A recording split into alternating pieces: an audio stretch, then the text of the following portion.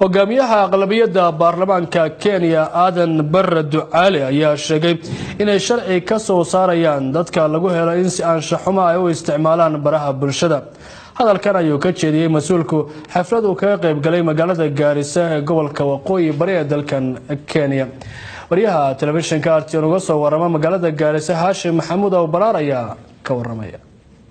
madarasada Khadiija ee gabdhuhu ay wax ka bartaan ee ku taala magaalada Gaarisa xarunta gobolka Waqooyi Bari ayay maanta ka dhacday munaasabad qalin jabin ah oo ay ka soo qayb galeen mas'uuliyiinta ugu sarreeya maamulka Gaariso, qaar ka mid ah iyo culimada deegaanka, ardayda wax ka baranaysa madarasada iyo waalidiintoodaba. madarasada ayaa waxa ka qalin jabinaya dafcadii 20aad tan iyo xilligii la aasaasay madarasada oo ay ka soo wareegtay sida ay culimadu noo sheegeen in ka badan 50 sano. waxaa madarasada taariikhdeeda ka waramaya Sheekh Maxamed Ilka Dahable oo loogu yeedho aabaha diinta gobolka Waqooyi Bari, isla markaasna ahaa shakhsiyaadkii ugu horeeyay ee udubada u aasay.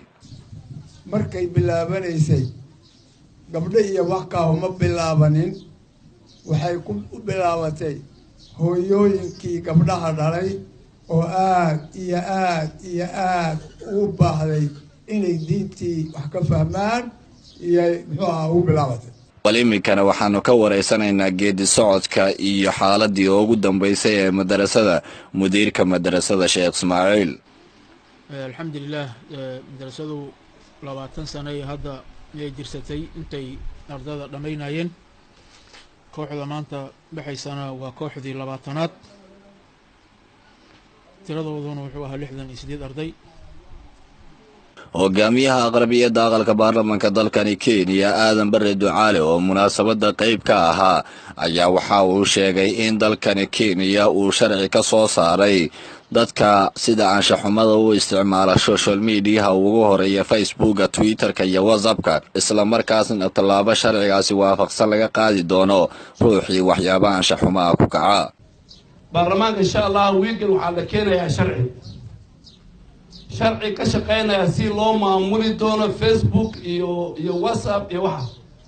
marka sharciga markaan maqashiin madaxweynaha wadankan uu ansixiyay marka ay qof Facebook ah adiga sharciga marka isleeyay marka si wadamada kale oo dambaystiina waxaanu la wadaagahaynaa 12 sano ay ku soo jireen waxbarasho, bal maanta shucuurtoodu waa sidee ardayda madarasada Khadiija wax ka baranayay ee hablaha ah.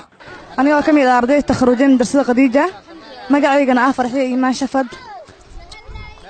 waxaan leeyahay ardayda ila takharujin hambaliyo alf marra.